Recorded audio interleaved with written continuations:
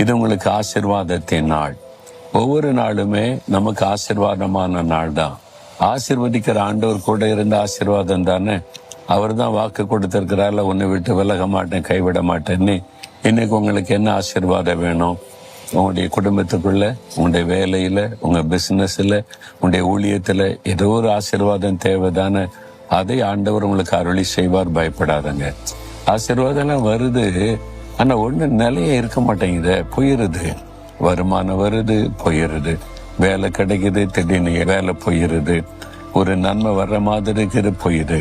ஒண்ணுமே தங்க மாட்டேங்குது. சில நாள், சில வாரம், சில வருஷம், அவ்வளவுதான். இது மாதிரிதான் என் வாழ்க்கை போகுது, எதுவுமே நிரந்தரமா இல்லையே அப்படி சோர்ந்து போயிருக்கிறீங்களா? அதுக்கு ஒரு வழி இருக்குது. ஆசீர்வாதத்தை பெற்றுக்கொள்வது ஒரு அனுபவம், அது நமக்குள்ள தங்கணும் நிரந்தரமா. அதான் ஒரு முழுமையான ஆசீர்வாதம், அப்படிதானே? அப்ப அதுக்கு என்ன செய்யணும்னு வேதம் சொல்லுது. வசனத்துல பாருங்க, நீதிமொழிகள் 10ஆம் அதிகாரம் 6ஆம் வசனத்துல, நீதிமானுடைய சிரசின் மேல் ஆசீர்வாதங்கள் தங்கும். ஆசீர்வாதம் இல்ல, ஆசீர்வாதங்கள்.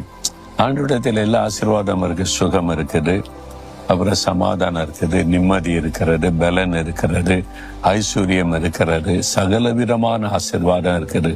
உங்களுக்கு என்ன ஆசீர்வாதம் வேணும்? ஆசீர்வாதங்கள். ஆண்டவர் ஒண்ணுதான் உனக்கு தருவேன்னு சொல்லல, ஆசீர்வாதங்கள் உன் வாழ்க்கையில தங்கும். பலவிதமான ஆசீர்வாதம். அப்ப இந்த ஆசீர்வாதம் நம்ம வாழ்க்கையில தங்கணும். அது வந்துட்டு போயிருது. அப்படி சொல்லுவாங்க, ஆசீர்வாதம் தங்க மாட்டேங்குது. ஆசீர்வாதம் வர்ற மாதிரி இருக்குது, கொஞ்ச நாள் தான், அப்புறம் போயிருது. இந்த மாதிரி கஷ்டப்படுறவங்க நிறைய பேர் இருக்கிறீங்கல்ல. கொஞ்ச நாள் சமாதான சந்தோஷம் இருக்குது, அப்புறம் எல்லாம் போயிருது. வீட்டுகள் எல்லாம் சண்டை, குழப்பம், ஒரு நிம்மதி இல்லை. வருமானம் வர்ற மாதிரி இருக்கு, செழிப்பா இருக்கிற மாதிரி இருக்கு, திடீர்னு பார்த்தா அப்புறம் எல்லாம் நஷ்டம், இழப்பு, கடன், அப்படி ஆயிடுது.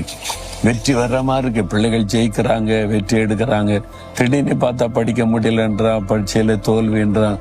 ஒரு ஆசீர்வாதம் நிரந்தரமா தங்க மாட்டேங்குது நினைக்கிறீங்களா? உங்க வாழ்க்கையில ஆசீர்வாதம் நிரந்தரமா தங்கணும்னு ஆண்டவர் விரும்புகிறார். அப்ப ஆண்டவர் என்ன சொல்றார்? நீதிமானுடைய சிரசின் மேல் ஆசீர்வாதங்கள் தங்கும். அப்ப இந்த ஆசீர்வாதங்கள் நம்ம வாழ்க்கையில தங்கணுமானா நம்ம எப்படி இருக்கணுமா?